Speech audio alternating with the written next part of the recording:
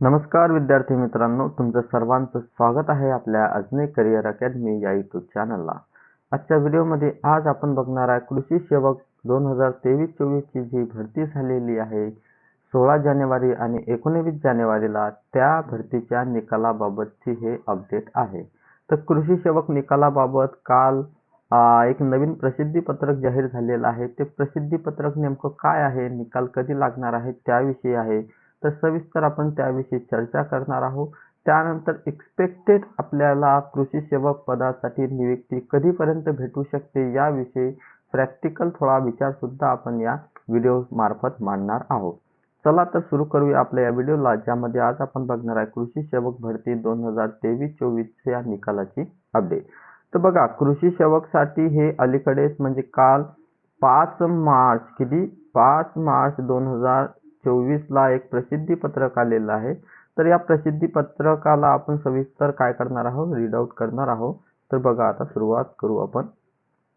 तर बघा, आपलं प्रसिद्धी पत्रक काय म्हणते, तर काय म्हणते, IBPS संस्थेमार्फत 16 व 19 जानेवारी 2024 रोजी कृषी आयुक्तालयाच्या अधीनस्थ कार्यालयातील विभागीय कृषी सहसंचालक सर्व यांचे आस्थापनेवरील कृषी सेवक पदासाठी भरती प्रक्रिया झाली होती। त्याबाबत अद्यापही निकाल न लागल्यामुळे उमेदवारांकडून सातत्याने विचारणा होत आहे। तरी या प्रसिद्धी पत्रकाद्वारे कळविण्यात येते की याबाबत कृषी आयुक्तालय स्तरावरून निकालाबाबत IBPS संस्थेकडे सतत पाठपुरावा सुरू आहे। यास्तव निकाल प्राप्त होता संबंधित विभाग स्तरावरून प्रसिद्ध करण्यात येईल। बघा, आपला काय निकाल लवकरात लवकर प्रसिद्ध करण्यात येईल याविषयी त्यांनी स्टेटमेंट दिलेलं आहे। ते म्हणजे आपले अनिल शेंडे, प्रशासकीय अधिकारी, आस्थापन 4, कृषी आयुक्तालय, महाराष्ट्र राज्य, पुणे। म्हणजे काय, बरेचसे विद्यार्थी काय करत आहे, निकाल केव्हा लागेल याविषयी काय करत आहे, विचारणा करत आहेत। तर प्रसिद्धी पत्रकाद्वारे आपल्याला असं कळवलं आहे त्यांनी की आयुक्तालय स्तरावरून निकालाबाबत IBPS संस्थेकडे सतत पाठपुरावा सुरू आहे। तर हे निकाल प्राप्त होतात आता काय संबंधित विभाग स्तरावरून प्रसिद्ध करण्यात येईल, असं त्यांनी काय प्रसिद्धी पत्रकामार्फत आपल्याला सांगितलेलं आहे। हे प्रसिद्धी पत्रक जर बघितलं आपण तर हे कधी रिलीज झालेलं आहे, म्हणजे 5 मार्च 2024 रोजी, म्हणजे काल संध्याकाळी हे प्रसिद्धी पत्रक निकालाविषयी आलेलं आहे। परंतु आपल्याला एक गोष्ट सुद्धा माहीत असायला पाहिजे की असंच एक प्रसिद्धी पत्रक काही दिवसापूर्वी आलं होतं। ते म्हणजे हे तुम्ही बघू शकता 23 मार्च 2024 ला। कधी 23 मार्च 2024 ला एक प्रसिद्धी पत्रक निकालाबाबत आलं होतं, ते सुद्धा आपल्याला माहीत असायला हवं। ते काय होतं प्रसिद्धी पत्रक, तर IBPS संस्थेमार्फत 16 व 19 जानेवारी 2024 रोजी कृषी आयुक्तालयाच्या अधीनस्थ कार्यालयातील विभागीय कृषी सहसंचालक यांच्या आस्थापनेवरील कृषी सेवक पदांसाठी भरती प्रक्रिया झाली होती। त्याबाबत अद्यापही निकाल न लागल्यामुळे उमेदवारांकडून सातत्याने विचारणा होत आहे। तरी या प्रसिद्धी पत्रकाद्वारे कळविण्यात येते की याबाबतची प्रक्रिया अंतिम टप्प्यात असून यथाशीघ्र निकाल लावण्यासाठी IBPS संस्थेस कळविले गेले आहे।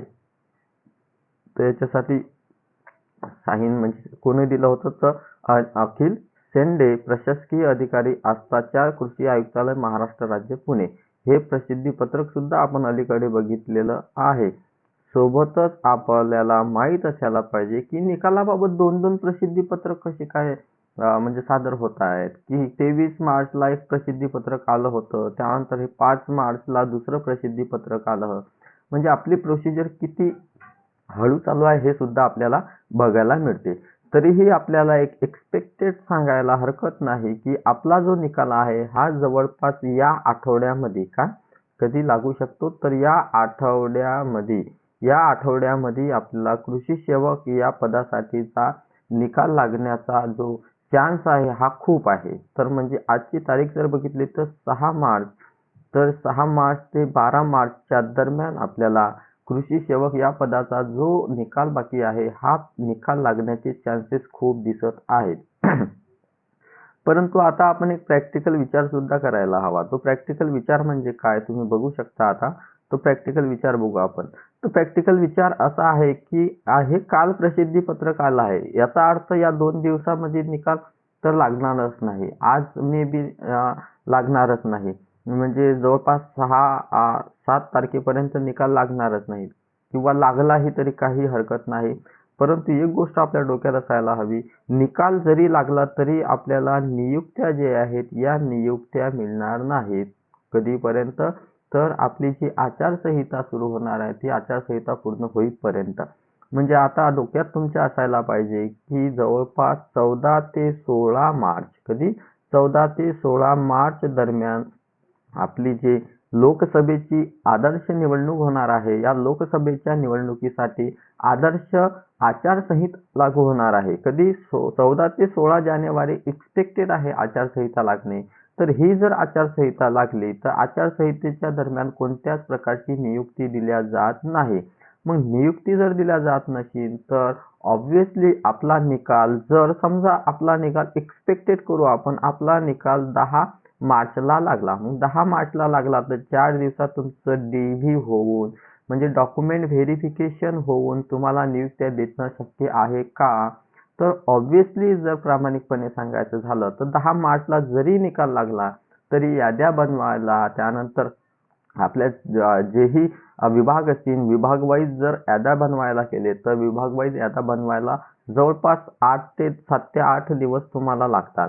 मग 7 ते 8 दिवस लागत असतील तर 10 मार्चला लागलेला निकाल यांच्या आद्या जवळपास 20 मार्चपर्यंत बनतील. परंतु 20 मार्चला आदर्श आचारसंहिता लागू झालेली असेल, त्यामुळे DV होण्याचे चान्सेस खूप कमी राहतात. त्यानंतर DV समजा झालाही कदाचित तरीही कोणत्याच विद्यार्थ्याला आचारसंहितेच्या दरम्यान नियुक्ती पत्रक देता येत नाही. म्हणजे नियुक्तीसाठी आपल्याला जवळपास जून महिना, मे ते जून महिना उजाडण्याचे चान्सेस खूप बघायला मिळत आहेत.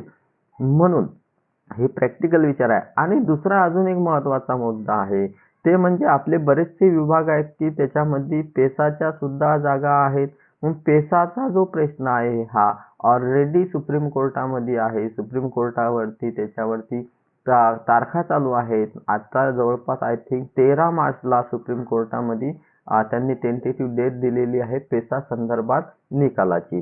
तर ते सुद्धा आपल्याला बघायला हवं. जरी आपला कृषी सेवकचा निकाल लागला तरीही मला तरी वाटतं की पेसामुळे हा निकाल कदाचित, पेसा ज्या ज्या विभागामध्ये येतो त्यांचा निकाल अडकून पडण्याचे सुद्धा चान्सेस आहेत. कारण की अलीकडे तुम्ही बघितलेलं असेलच की कृषी क्षेत्रामध्ये नियुक्त्या मिळाल्या होत्या रात्री, परंतु दुसऱ्या किंवा आय थिंक तिसऱ्या दिवशी संपूर्ण नियुक्त्या परत रद्द केल्या. कारण की पेसाच्या पेसाचा जो संदर्भ आहे, म्हणजे पेसाचा जो प्रॉब्लेम आहे हा पेसाचा प्रॉब्लेम मधात येत आहे. म्हणजे पेसामुळे सुद्धा आता बरेचसे निकाल रखडून पडलेले आहेत. जसं की तुम्ही बघितलं असेल की तलाठी भरतीचे 13 जे जिल्हे आहेत, या 13 जिल्ह्यांचा जो निकाल आहे हा निकाल अजूनपर्यंत सुद्धा लागलेला नाही, तो फक्त पेसाच्या मुळे. तर ह्या गोष्टी सुद्धा लक्षात घ्यायच्या आहेतच.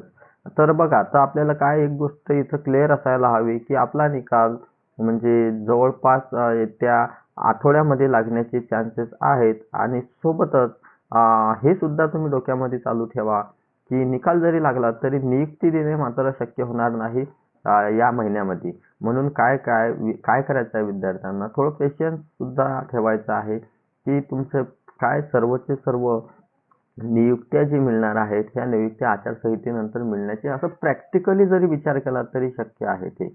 कारण की असंच म्हणून चालणार नाही की उद्या निकाल लागेल, परवा दिवशी DV होणार आणि त्याच्यात दुसऱ्या दिवशी नियुक्ती मिळणार. तर एवढी फास्ट प्रोसिजर नसते. कारण की आपला एक निकाल लावण्यासाठी एवढा वेळ जर लागू शकतो. प्रसिद्धी पत्रक 23 तारखेला पहिलं आलं होतं. 23 तारखेला प्रसिद्धी पत्रक आलं, त्याच्यामध्ये यथाशीघ्र लिहिलेलं होतं.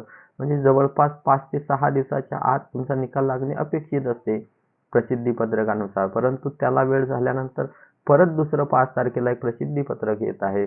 मग या प्रसिद्धी पत्रकानुसार जवळपास 5 ते 8 दिवस सुद्धा लागू शकतात. म्हणजे तुम्ही एक काय कन्सिडर करू शकता की सरकारी कार्यालयामध्ये किंवा सरकारी कामकाजामध्ये काय प्रोसिजर थोडी हळू असते. म्हणजे ते सर्वच्या सर्व गोष्टी बघत असतात आणि नंतर तुमचा निकाल देत असतात. म्हणून त्या वेळेच्या अनुषंगाने जर विचार केला आपण तर जे नियुक्ती आहे ह्या नियुक्त्या आपल्याला, निकाल मात्र लागू शकते तुम्हाला आचारसंहितेच्या पूर्वी, परंतु नियुक्ती जर म्हटलं तर तुम्हाला आचारसंहितेच्या नंतरच मिळण्याचे खूप चान्सेस आहे. आता तुम्ही आपल्या चॅनलला नवीन असाल, चॅनलला अजून सबस्क्राईब केलं नसेल तर चॅनलला सबस्क्राईब करा, व्हिडिओला लाईक करा. नवीन अपडेट आली की तुमच्यापर्यंत लगेच पोहोचणार. Thank you very much for watching this video.